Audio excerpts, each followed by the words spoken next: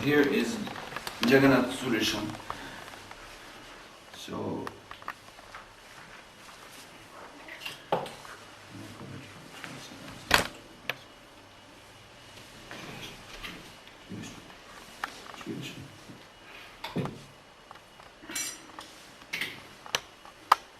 this is Suresham Chakra, obviously. This also, lower Shila, is round Suresham. And this, the upper Shila, I'll take him off. And he has, he has a very clearly formed face. Of course, decorated with chandan, but you can see the eyes. And these eyes are actually there. If the chandan wasn't there, you would see there would be reddish circles. Krishna has reddish eyes. And you can see his smile. Very clear smile. His nose. And on the back, it's covered a little bit by this Gunjamala, but on the back there's Ananta Shesh. You can see the tail going in the back of the head. So he's very amazing.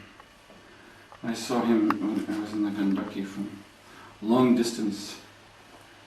We were walking on the dry part of the Gandaki. There's so many Shilas. But you have to go at the right time of the day, and the evening is the best. Because when the sun is overhead, it's so bright, it's hard to see the difference between the stones. So I was walking along, and I saw from a long distance this face looking at me. And I was thinking it was an illusion. Couldn't be so perfect. And I got closer and closer, and the face was clearer and clearer. It was this Shiva. He's really beautiful.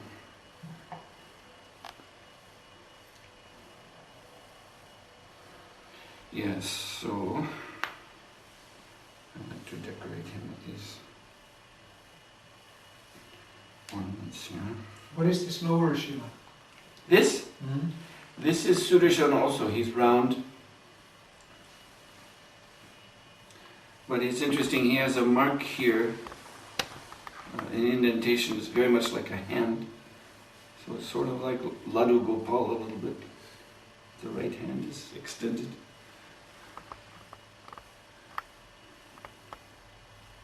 So the combination, these three Shilas I call Jagannath Suresham because he's looking very much like Jagannath.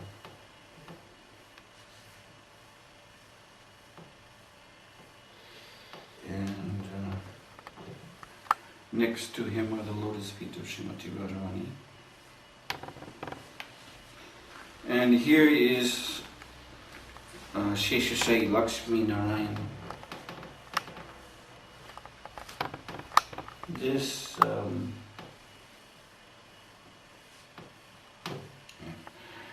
one, actually this Shila comes from Damodar Kund. This was given to me by Jayatirtha Charan. So Damodar Kund is even above where we went. Actually, it's very difficult to go there. It costs a lot of money to enter. But Damodar Kund is a lake where the Shilas originate from. And then they're washed down the Gandaki. So you can see Ananta, his head here. He's coming up, you can see the tail. So this is Ananta Shesh. And here's another Ananta Shesh, curled like a serpent. And then there's these two small Shilas. He has a face, two eyes, and mouth. And that's Narayan. He also has 4 symbols of Vishnu. And because this one has a kind of white face, a little bit lighter in the front. So she's Lakshmi. This is Bhuvara Nashinga. This Shila is from the front he looks like Varaha, and from the side, he looks like it's like a cat. You have to imagine the ears. Nrsinga. So Bhuvara Nrsinga, that's a form that combines both Nrsinga and Varahadev. This is Govardhan, Giriraj. Giriraj ki jai. And here I call this Srila Yagya Purush. He's interesting, he has a mouth for accepting offerings. I like to put the tulsi in his mouth. And this is, you see, Garuda. Garuda or perhaps fire, but either way, if he's fire, then he's the Yagya fire, and this is the Yagya Purush appearing in the fire. Or Yagya Purush is a form of Vishnu who comes to the sacrifice on Garuda, flying on Garuda. So either way, this is his sitting place.